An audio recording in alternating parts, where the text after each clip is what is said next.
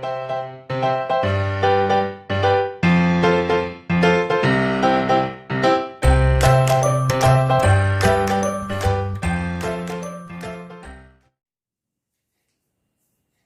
विद्यार्थी मित्रांनो, संजीवनी क्लासेस लोणेरेमध्ये आपलं सर्वांचं खूप खूप स्वागत. तुम्ही जर आमचे याआधीचे व्हिडिओज बघितलेले नसतील तर ते नक्की बघा आणि तुम्हाला जर ते आवडले तर लाईक करा, शेअर करा आणि सबस्क्राईब करा. आणि ज्यांनी आतापर्यंत आमच्या चॅनलला सबस्क्राईब केलेलं आहे त्यांचे खूप खूप धन्यवाद. चला तर मग आपण बघतो आहोत M2 चा थर्ड चॅप्टर सर्कल मध्ये आपण बघतो आहोत प्रॉब्लेम सेट 3. त्यामधला फोर्थ क्वेश्चन आपण आज बघूया. ही फिगर दिलेली आहे, सम काय आहे ते बघूया आपण. O is the center of the circle. Seg AB, seg AC are tangent segments. Radius of the circle is R and length of AB is equal to R. To prove आहे quadrilateral ABOC is a square. बघा O centre असलेला हे एक circle आहे. या circle मध्ये त्यांनी आपल्याला दिलेले की AB आणि AC हे दोन्ही आहेत टँजंट सेगमेंट्स आणि radius of circle is R. म्हणजे आपल्याला माहिती आहे OB आणि OC या दोन रेडिया ऑफ सेम सर्कल आहेत. त्याची लेंथ त्यांनी दिलेली आहे R. Length of AB is equal to R. AB ची लेंथ सुद्धा आहे R. आणि आपल्याला प्रूव्ह करून दाखवायचं आहे की क्वाड्रिलॅटरल ABOC हा स्क्वेअर आहे. अतिशय छोटा आणि सिंपल सम आहे. बघा, O सेंटर असलेल्या सर्कल मध्ये आधी आपण लिहूया OB is equal to OC, कारण त्या काय आहेत रेडिया ऑफ सेम सर्कल. आणि आपल्याला माहिती आहे की radii of same circle are of equal length. मग इथे आपण लिहूया in a circle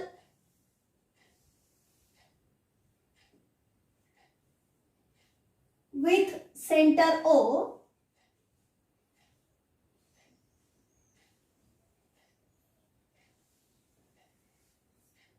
first point लिहूया आपण OB is equal to OC.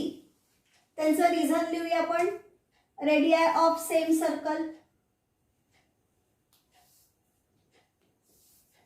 रेडियाय of same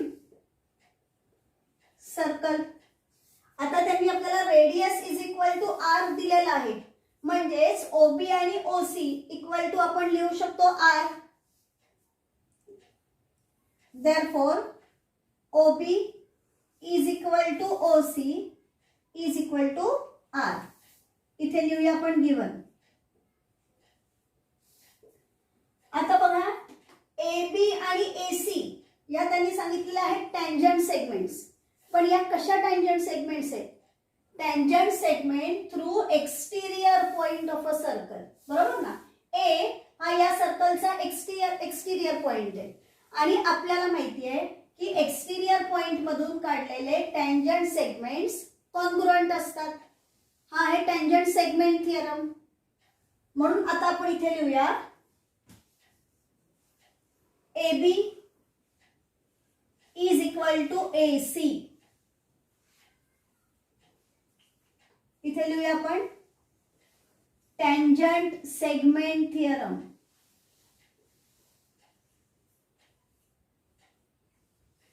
tangent segment theorem. बघा, तुम्हाला टँजंटच्या नावाने दोन थिअरम आहेत. एक टँजंट थिअरम आहे आणि एक टँजंट सेगमेंट थिअरम आहे. त्यामुळे नीट लक्षात घेऊन त्यानुसारच नाव लिहायचं आहे आपल्याला. जर का टँजंटच्या पॉइंट ऑफ कॉन्टॅक्ट मधून काढलेली रेडियस असेल तर त्यावेळेला टँजंट परपेंडिक्युलर टू रेडियस असते, त्याला आपण टँजंट थिअरम म्हणतो. आणि एक्सटिरियर पॉइंट मधून काढलेले टँजंट सेगमेंट इक्वल लेंथचे असतील, हे ज्यावेळेला आपल्याला दाखवायचं असेल त्यावेळेला टँजंट सेगमेंट थिअरम होतो. आणि जर आपल्याला त्या नावामध्ये पेपर लिहिताना पण कन्फ्युजन झालं तर मग थिअरमचं नाव न लिहिता काय लिहायचं? Tangent segments through exterior point असं लिहिलं तरीही चालेल. म्हणजे चुकीचं थिअरमचं नाव लिहिण्यापेक्षा डायरेक्ट रिझनच चेंज करायचं, tangent segment through exterior point या पद्धतीने लिहिलं तरीही चालेल. ओके. आता बघा AB is equal to AC आपण लिहिलं आणि त्यांनी आपल्याला काय दिलं? Length of AB is equal to R. Length AB is equal to R. इथे लिहूया आपण गिवन. मग जर AB is equal to R आहे म्हणजे AC इज इक्वल टू सुद्धा येणार आर. म्हणून मग आपण इथे देऊया therefore AC is equal to R. इथे मी लिहिते फ्रॉम 3 and 4. ओके, म्हणजे AC ची लेंथ सुद्धा आपल्याला मिळाली आर. आता बघा, जो क्वाड्रिलॅटरल आपल्याला स्क्वेअर म्हणून दाखवायचा आहे ABOC, याच्या AB, OB, OC आणि AC या सगळ्या साइड्स आहेत बरोबर. आणि या सगळ्या साइड्स आपल्याला इक्वल लेंथच्या मिळाल्या आर. बघा OB OC is equal to R आहे, length of AB is equal to पण आर आहे आणि AC इज इक्वल टू पण आर आहे. मग जर त्या क्वाड्रिलॅटरलच्या चारही साइडची लेंथ इक्वल आहे म्हणजे तो झाला रॉम्बस. कारण ही रॉम्बसची डेफिनेशन आहे. If all sides of a quadrilateral are of equal length then it is a rhombus. म्हणून मग आता इथे आपण लिहूया therefore now in quadrilateral ABOC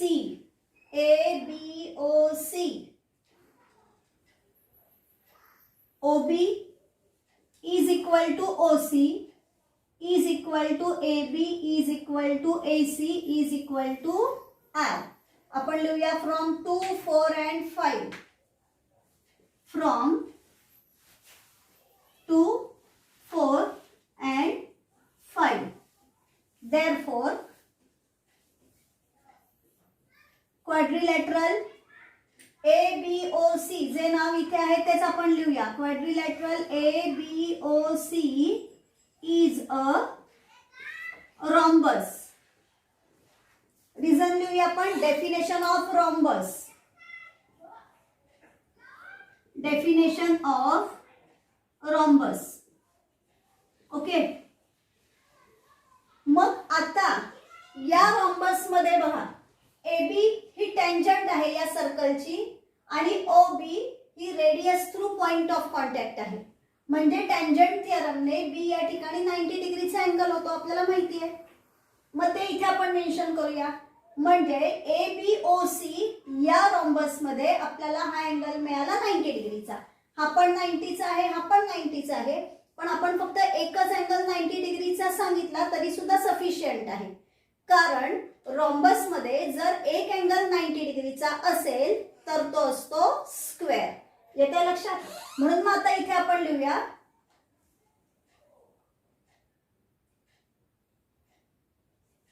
सेग AB is tangent segment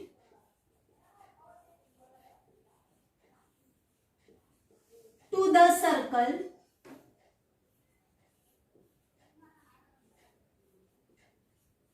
at point B. हे गिवन आहे.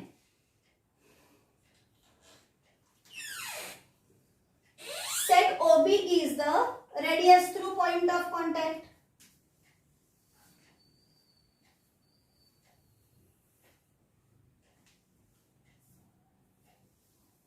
Seg OB is the radius through point of contact.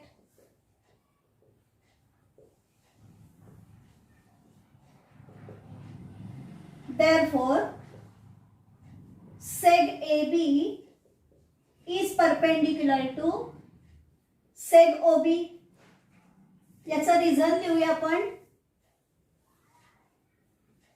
Tangent theorem. आणि perpendicular आहे म्हणजे आपल्याला तिथे मिळणार 90 डिग्रीचा angle. Therefore angle ABO is equal to 90 degree. या अँगलचं मेजर आपल्याला मिळालं 90 डिग्री. आता लक्षात घ्या, जर का रॉम्बस मध्ये एक अँगल 90 डिग्रीचा असेल तर तो स्क्वेअर असतो. मग ते इथे आपण मेन्शन करूया म्हणजे आपल्याला नेक्स्ट पॉइंट लिहिता येईल therefore quadrilateral ABOC is a square. मग आता इथे मी लिहिते in a rhombus if one angle is of, किंवा आपण लिहूया measure of one angle, measure of one angle is 90 degree, then it is a square.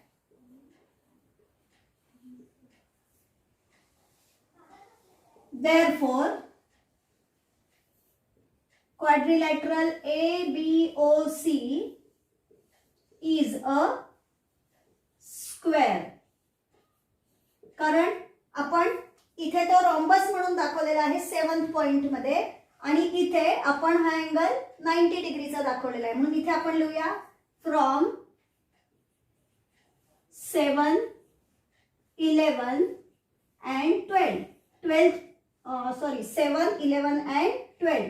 कारण 12th पॉइंट मध्ये आपण रिझन लिहिलेला आहे की हा रॉम्बस आहे आणि या रॉम्बसचा एक अँगल 90 डिग्रीचा आहे, म्हणून तो असतो स्क्वेअर. येते लक्षात? म्हणजे एकदम सिंपल प्रूफ आहे. फक्त काय लक्षात ठेवायचं, सगळ्यात पहिल्यांदा आपल्याला माहिती आहे जे गिवन आहे त्या गिवनचा वापर आपल्याला इथे करायचा आहे. हा फर्स्ट पॉइंट. बरोबर. आपण दोनच थिअरम इथे वापरलेले आहेत, टँजंट सेगमेंट थिअरम आणि टँजंट थिअरम. म्हणजे या दोन थिअरमचा वापर करायचा आणि आपल्याला रॉम्बसची ही प्रॉपर्टी फक्त माहिती असली पाहिजे की आपण याचं प्रूफ सहज लिहू शकतो. येते लक्षात? आता आपण बघूया next sum. Fifth sum, quadrilateral ABCD is a parallelogram. ABCD हा त्याने आपल्याला दिलेला आहे parallelogram. It circumscribes the circle with center T. म्हणजे सर्कल T सेंटर असलेलं सर्कल जे आहे ते या पॅरलेलोग्रामच्या इंटिरियर मध्ये आहे. बरोबर की नाही? सर्कलच्या बाहेरून त्या पॅरलेलोग्रामच्या सगळ्या साइड्स आहेत, त्या सगळ्या साइड्स त्या सर्कलला टच करतात, म्हणून त्यांनी म्हटलेलं आहे it सर्कमस्क्राइब्स the circle with center T. Point E, F, G, H are touching points. बघा, AB ही जी साइड आहे ती E पॉइंट मध्ये टच करते, BC साइड आहे ती F पॉइंट मध्ये टच करते, CD साइड आहे ती G मध्ये टच करते आणि AD साइड आहे ती H पॉइंट मध्ये सर्कलला टच करते. If AE is equal to 4.5 centimeter and EB is equal to, centimetre दिलं नाही, युनिट दिलेलं नाहीये त्यांनी. AE is equal to 4.5 and EB is equal to 5.5. Find AD. आपल्याला या AD ची लेंथ काढायची आहे. एकदम सिंपल आहे. बघा, इथे जर तुम्ही बघितला तर AE आणि AH या या एक्सटर्नल पॉइंट मधून सर्कलला काढलेल्या टँजंट सेगमेंट्स आहेत. म्हणजे AE आणि AH या दोन्ही इक्वल आहेत. तसंच DH आणि DG हे सुद्धा tangent segment to exterior point आहेत. म्हणजे या पण टँजंट सेगमेंट थिअरमनी इक्वल आहेत. CG is equal to CF या पण टँजंट सेगमेंट थिअरमनी इक्वल आहेत आणि BE is equal to BF. बरोबर. मग याचा आपल्याला इथे वापर करायचा आहे, एवढं फक्त लक्षात ठेवायचं आहे. आणि दुसरं महत्त्वाचं, हा पॅरलेलोग्राम आहे. मग पॅरलेलोग्राम आहे म्हणजे त्याची आपल्याला प्रॉपर्टी माहिती असली पाहिजे की opposite sides of a parallelogram are congruent. म्हणजे these sides are of equal length. एवढं फक्त माहिती असेल तर आपल्याला याचं आन्सर आहे ते काढता येणार आहे. चला मग आता इथे आपण लिहूया. आधी मी इथे लिहिते quadrilateral ABCD is a parallelogram.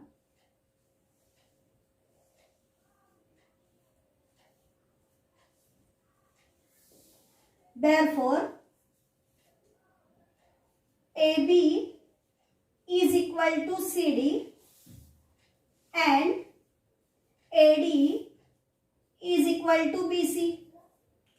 या आहेत ऑपोजिट साइड्स पॅरलेलोग्रामच्या. मग इथे मी रिझन लिहिते ऑपोजिट साइड्स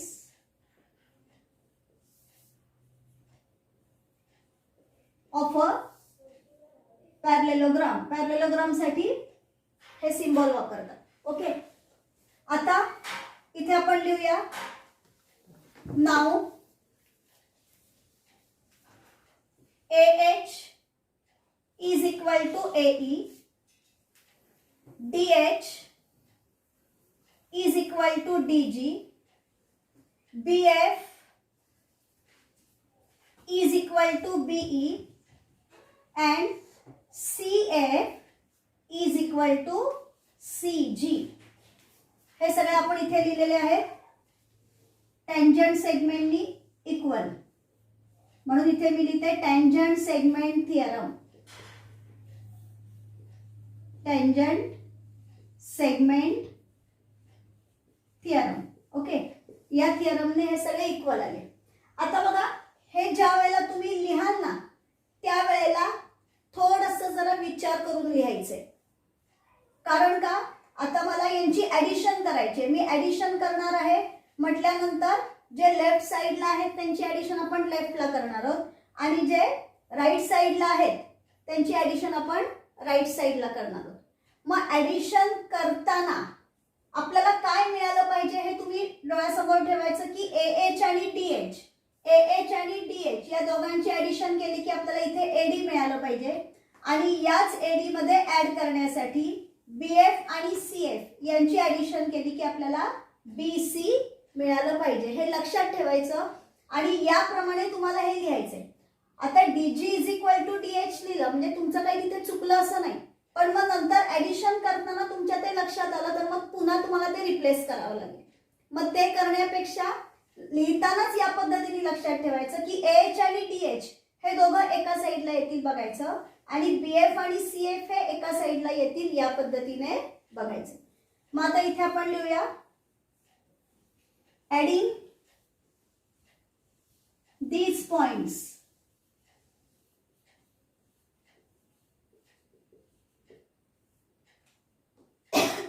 मग आता यांना ऍड केल्यानंतर आपल्याला मिळेल AH plus DH plus BF plus CF is equal to, आता जे राईटला आहेत त्यांची ॲडिशन आपण राईट साईडला लिहूया, AE plus DG plus BE plus CG.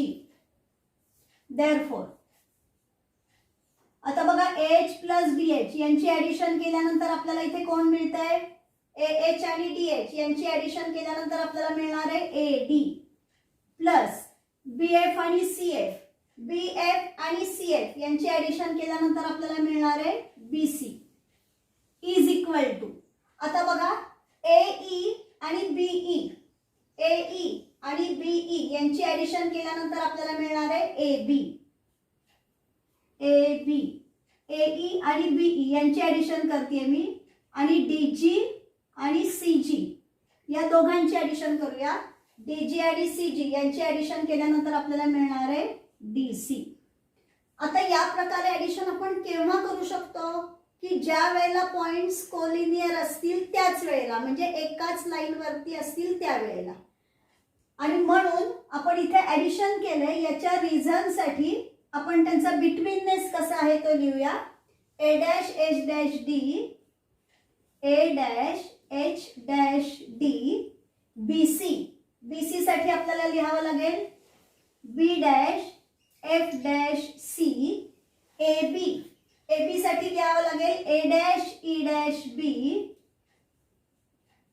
and DC, DC साठी आपल्याला लिहावं लागेल D dash G dash C.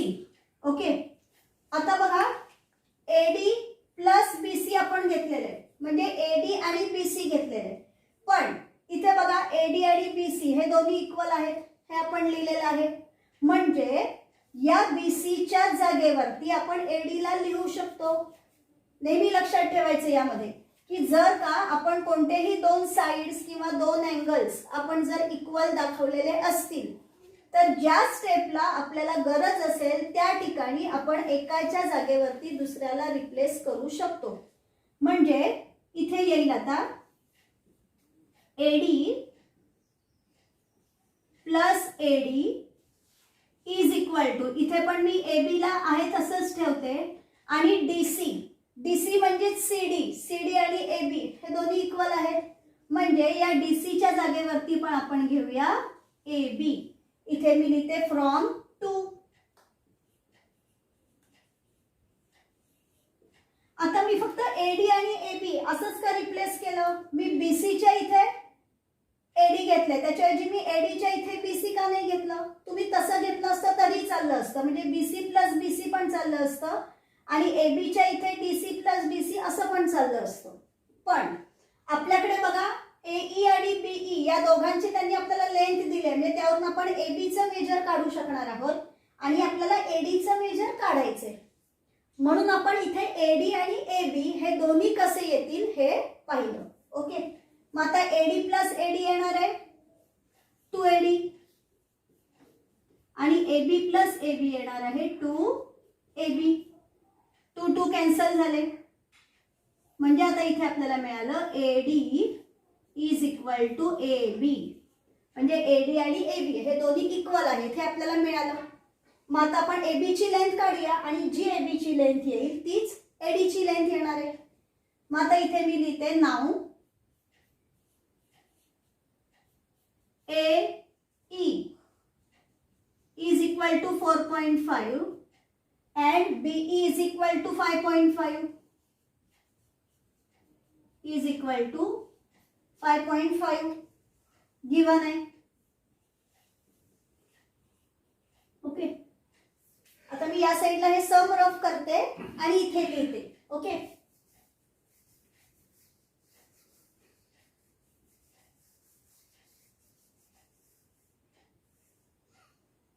therefore AB is equal to AE plus BE. पुन्हा एकदा याचा आपण रिझन लिहूया A dash E dash B.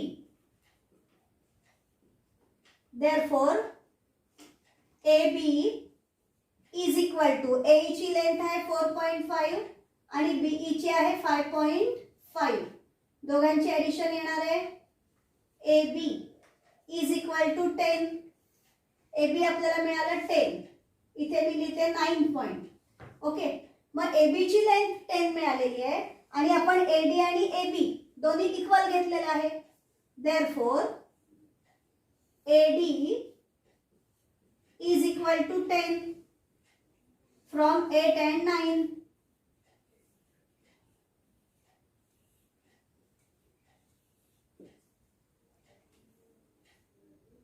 म्हणजे आपलं फायनल आन्सर आपण इथे लिहूया AD is equal to 10 units. हे आलं आपलं फायनल आन्सर. अतिशय सिंपल सम आहे. फक्त कशाचा आपण इथे वापर केला? पॅरलेलोग्राम आहे म्हटल्यानंतर opposite sides of a parallelogram are equal in length आणि टँजंट सेगमेंट थिअरम, फक्त याचा वापर करून आपण हे सॉल्व केलेलं आहे. येते लक्षात? या व्हिडिओमध्ये आपण इथेच थांबणार आहोत. पुढचे सम्स घेऊन भेटूया पुढच्या व्हिडिओमध्ये.